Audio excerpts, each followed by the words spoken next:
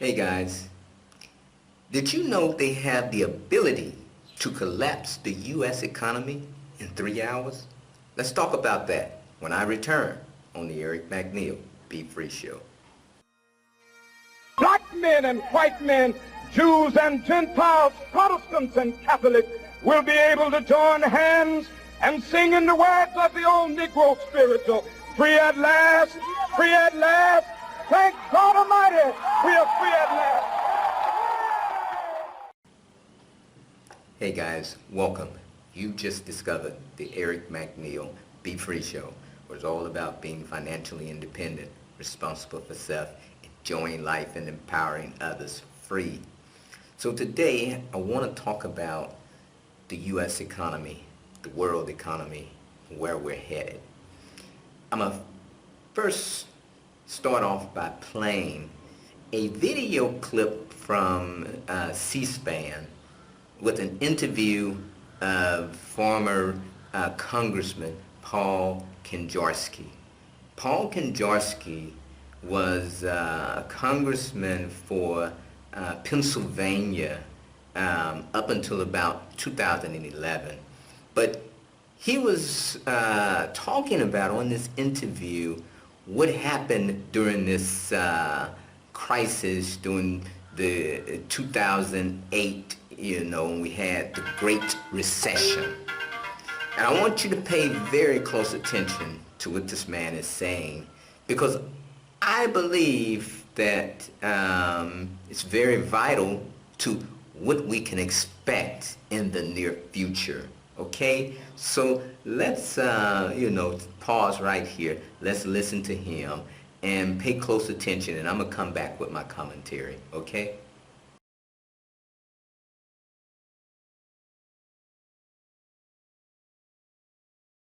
Absolutely no. Nobody is accounting for what they're spending. You got people and families out here in the United States that are struggling. I just paid $600 worth of utility bills in 1 week. Yes. All right? I haven't got enough money to feed my family, but I make too much to get food stamps. I don't even make $10 an hour. Right. Now, if you took that money and subdivided it between the taxpayers in this country, we would stimulate the economy. You know why? Because we'd go out and pay off bills, pay off tax debts, create jobs, and buy stuff that we need. Caller. That's how you stimulate the economy. I'll take my answer off the phone. Thank you. Appreciate it. Okay. And I understand that frustration. Quite frankly, I'm equally frustrated as you are. I'm not necessarily in your particular experience or circumstance to be that frustrated by, but I'm frustrated too. But it's because of the misconceptions out there that things were done that are misunderstood. We did not give the $700 billion for the purpose of lending money. That was never in the program. It was misconstrued initially and put together with the suggestion by the Secretary of Treasury that we would be buying what we called dirty assets, defective mortgages and securities that were held in these banks, that the government would find a way to create a market, buy them in, take them off the balance sheets of the banks so that the banks could continue to function normally. Did you support that? I supported that, but also part of the bill, we gave the jurisdiction and authority to the Secretary of Treasury to make investments in banks. He had very wide authority because, quite frankly, we're not the experts on the Hill as to how to solve this problem, and the problem is a multifaceted problem, so we gave great flexibility to the Secretary of Treasury to act. So what would you say, though, then, to somebody who says Paul Kanjorski is supporting Wall Street but not Main Street with this latest $825 billion package now moving through the House? They are right to this extent. Why did we do that? We did that because the Secretary... Look, I was there when the Secretary and the Chairman of the Federal Reserve came those days and talked with members of Congress about what was going on. It was about September 15th. Here's the facts, and we don't even talk about these things. On Thursday at about 11 o'clock in the morning, the Federal Reserve noticed a tremendous drawdown of money market accounts in the United States to the tune of $550 billion was being drawn out in a matter of an hour or two.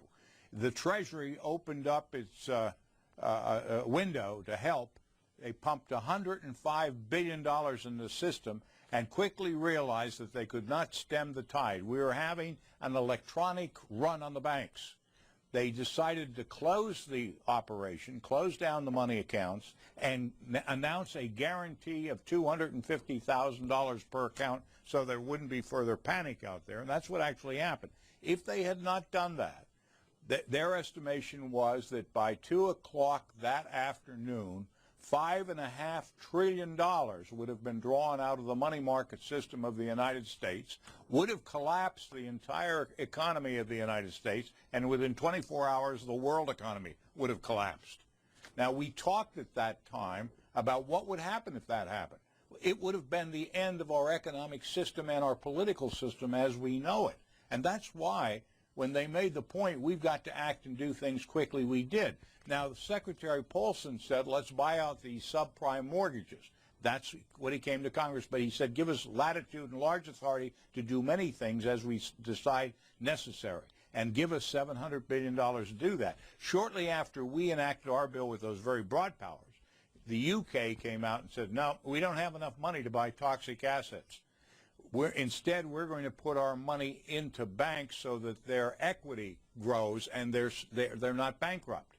And so the UK started that process, and that's true. It was much cheaper to put more money in banks as equity investments than to start buying their bad assets, because it became early determined that we'd probably have to spend $3 or $4 trillion of taxpayers' money to buy these bad assets. And we only had $700 billion.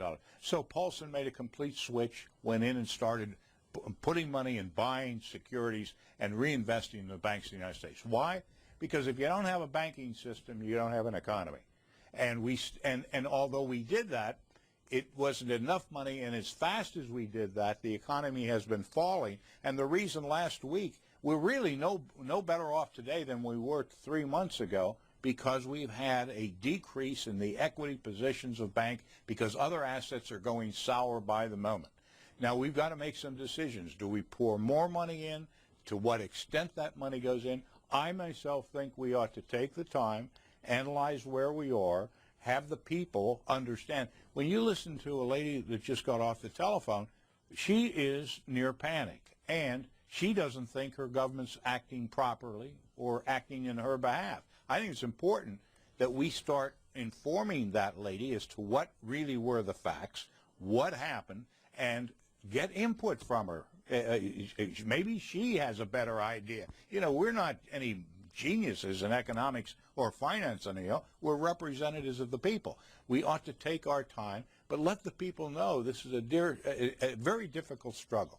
Somebody threw us in the middle of the Atlantic Ocean without a life raft, and we're trying to determine what's the closest shore and whether there's any chance in the world to swim that far. We don't know. Okay, guys, so you heard the man. He said that Thursday, there was an electronic run on the bank to the tune of $550 billion within 1 hour being withdrawn from money market accounts. Now, let me tell you specifically what date he's talking about. He's talking about September the 11th, 2008. Does that ring a bell? September the 11th? Let's rewind 7 years prior. September the 11th, 2001. What happened? That's right, you had some planes run into the Twin Towers in New York, right? Creating a crisis. Now here you are, poop, poop, poop, poop, some 7 years later. September the 11th. At 11 o'clock. All of a sudden, there's a run, an electronic run on the bank. Poof. He says that within an hour, let's see, the Treasury tries to stem the tide. Now, you just had a run of $550 billion leaving out, and then the Treasury said we're going to try to stem the tide by putting in $105 billion. How are you going to stem the tide? $105 billion when you just had $550 billion leave. Huh? This was at 11 o'clock. And they said that it was estimated that by 2 o'clock, that's what, 3 hours later, there would have been how much, Lee? 550 trillion? That it would have essentially destroyed the U.S. economy. Telling you that they can destroy the U.S. economy in 3 hours, baby. 3 hours. And he said that within 24 hours, it would have destroyed the world economic system. So they're telling you, we can destroy the U.S. economy in 3 hours. We can destroy the world economy in 24 hours. Baby, this is a fragile system you're dealing with. This is a very fragile system. They got your entire economic system at the push of a button. They can destroy it. The Federal Reserve say, oh, we don't know. There's an electronic run on it. You think the Federal Reserve didn't know about that this was about to go down? Do you believe that? I don't believe that. I don't believe that. Not for one bit. I believe it was more like, hey, Federal Reserve say, hey, this is what we need in the budget next year, and you probably had some, congressmen, a few congressmen probably said, no, we ain't gonna approve that. We ain't gonna approve that. Y'all going too far. Federal Reserve said, oh, you not? Watch and see what happened to you. Watch and see what happened. And they moved their little minions and said, this is what we're going to do on September the 11th. We about to give them a punch to show them if they don't give us what we want, this was going to happen to them.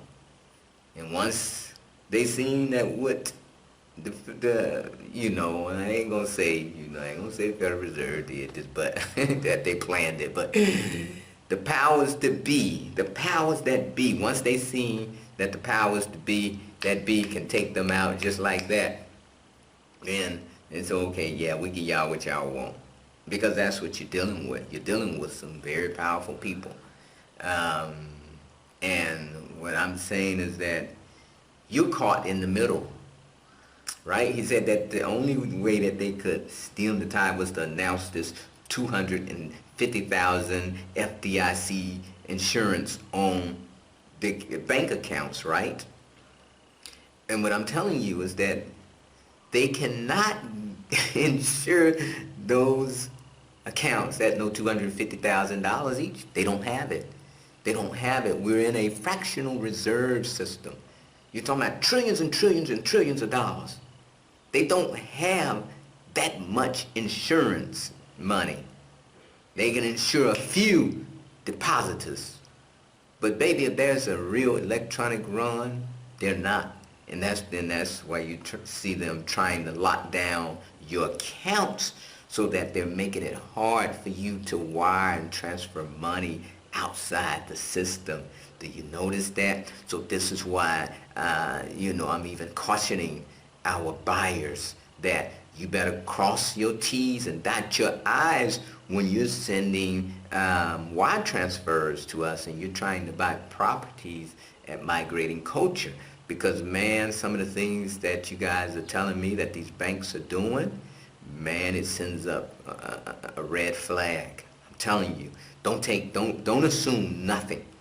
That if the bank asks you something that you're not sure about, and you're like, hey, I'm gonna just go ahead, I believe it's like this. Don't believe it. Don't believe. Check with us first, please.